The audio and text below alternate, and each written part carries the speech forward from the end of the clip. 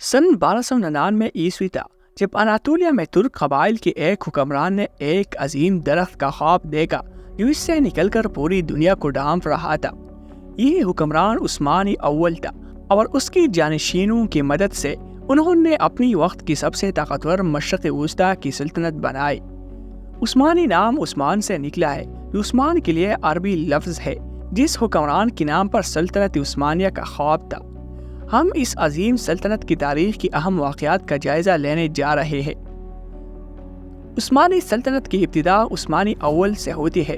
1299 ईस्वी में अनातोलिया में तुर्क कबाइल के एक रहनुमा ने एक बाज़ाबिता हुकूमत कायम की और उस्मानी तुर्कों की बुनियाद रखी। उन्होंने और उनके बेटे उरहान ने फतूहात का आगाज़ किया और शुमाल मगरिब की तरफ इलाका बढ़ाया और 1326 में बुर्सा पर कब्जा कर लिया। बुर्सा उस्मानी रियासत का नया दारुल हुकूमत बन गया और बाज़ंतीनी सल्तनत ने शुमाल मगरबी अनातोलिया पर कंट्रोल खो दिया। उस्मानी तुर्कों ने अपनी तवसीक की मकासद जारी रखते हुए 1387 में वेन्स वालों से अहम शहर थिस्सलुनीकी फतह कर लिया। 1889 में उन्होंने कोसोवो पर कब्जा किया जिसने इलाके में सर्बियन ताकत को ख़त्म कर दिया। उस्मानियों के लिए यूरोप में तवसीक का रास्ता बन गया। उस्मानी तुर्कों के आगे बढ़ाई रोकने की कोशिश में 1396 में नाइकोफोलस का जंग लड़ाई गई। उस्मानी जंगी बहादुराना में कामयाब रही जिसे उस्ती असर की आखिरी बड़े पैमाने का सिफर करार दिया जाता है। सुल्तान बायजीद अव्वल ने 1389 और 1402 के दरमियान उस्मानी सल्तनत की ज़मीन 2 गुना कर दी जिसकी बाइस उन्हें उनका लक़ब बिजली का जोर हासिल हुआ। बदकिस्मती से उन्हें इब्तिदाई उस्मानी सल्तनत को मुत्तहिद न करने में नाकामी हुई जो एक बार अजीम शहर कस्तांतिनिया की वजह से 2 हिस्सों में तकसीम हो गई थी। बाद में उन्हें तैमूर की तरफ से अंकारा की जंग में शिकस्त देकर गिरफ्तार कर लिया गया। उसने उस्मानी सल्तनत की 600 साल तारीख में सिर्फ एक अंदरूनी जंग शुरू की जबकि बायजीद की बेटी विरासत पर झगड़े में पड़ गई।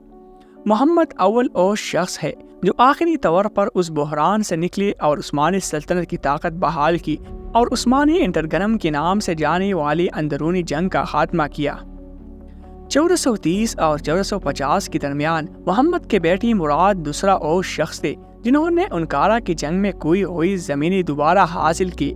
उन्होंने हंगरी की बादशाह की मुत्तहिद फौजों को वारना की जंग के आखिरी मैदान में शिकस्त दी और बाद में अपनी ज़मीनों पर दूसरी कोसोवो की जंग में भी कामयाब रहे। मुराद दोम के बेटे गाजी मोहम्मद ने कुस्तांतिनिया के मसले को हल किया और 29 मई 1453 को सिर्फ 21 साल की उम्र में शहर को फतह करके उसे इस्तांबुल का नाम दिया।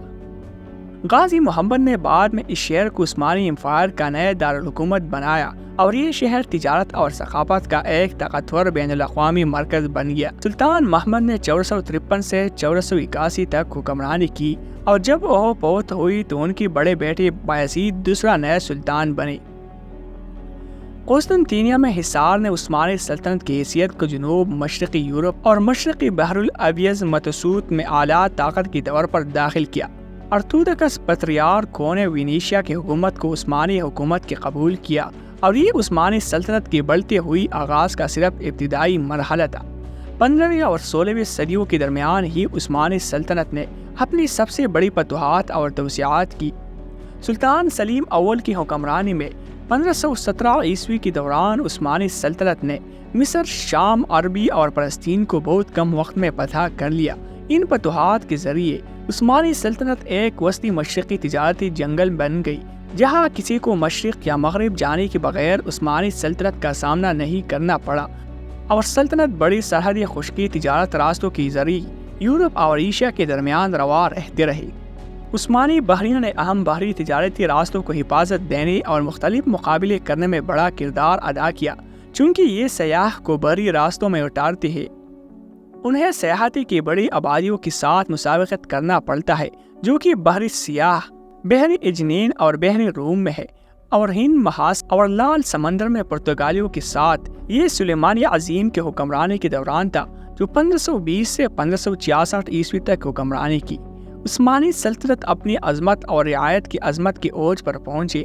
उन्होंने सलीम अव्वल की वारिस हुई और सल्तनत की तारीख पर बड़ा असर डाला। सुलेमानी अजीम ने एक मुस्तहकम अदलिया निज़ाम पैदा किया जो इंसाफी निज़ाम को आदिल बनाया और कुल तौर पर कारआमद बनाया। انہوں نے مختلف اندازوں میں فنون اور آداب کا استقبال بھی کیا۔ اس کے علاوہ وہ اپنی سلطنت سے ہر طرف 16 مہمات کی سفر کی۔ انہوں نے 1526 میں محاکس کی جنگ جیت کے بعد حالیہ دنیا کی ہنگری اور دیگر وسطی یورپی علاقوں میں عثمانی حکومت قائم کی۔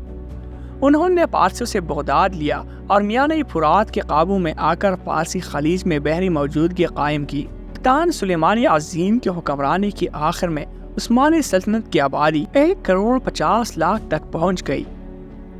1600 عیسوی سے عثمانی سلطنت کی تنزل کی شروعات ہوئی جب اس کی فوجیں اپنی وسیع علاقے میں بکھر گئی، جس کی وجہ سے مستقل طور پر آسٹریائی اور فارسی موجودہ کی فوجی مہمات ہو۔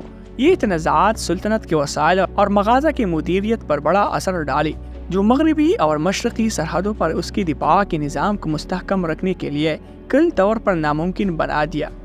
اس نتیجے میں تجارتی مسابقت کے لیے اس کی بحری موجودگی کو کارآمد طور پر برقرار رکھنا ممکن نہ ہو سکا۔ 1912 اور 1913 عیسوی میں بالکان جنگوں میں عثمانی سلطنت نے تقریباً تمام اپنے یورپی علاقے کھو دی۔ 1914 میں عثمانی سلطنت نے ورلڈ وار 1 میں مرکزی طاقتوں کی جانب داخل ہوئی اور اکتوبر 1918 میں شکست کھا گئی۔ سلطان کا لقب رسمی طور پر 1922 عیسوی میں ختم کر دیا گیا اور انہوں نے ایک دفعہ عظیم عثمانی سلطنت کے ابسی خاتمے کو ظاہر کیا۔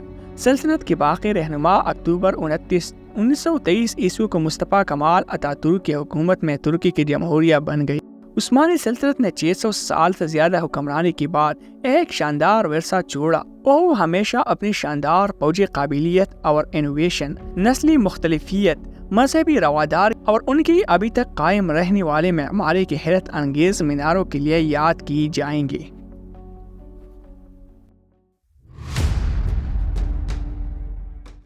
قابل اور حابل، حرص، حسد اور تکبر کا ایک درد بھری داستان۔ حابل کا قربانی کیوں قبول ہوا اور قابل نے حابیل کو کیوں مارا؟ حابیل قابیل سے طاقتور ہونے کے باوجود اسے کیوں منع نہیں کیا؟ اس قتل میں شیطان لعین کا کیا کردار تھا؟ کیا یہ قتل واقعی ایک عورت کے لیے ہوئے تھے اور واقعی دونوں آدم علیہ السلام کی اولاد میں سے تھے؟ ان تمام رازوں سے پردہ اٹھانے کے لیے یہ ویڈیو آخر تک دیکھیے۔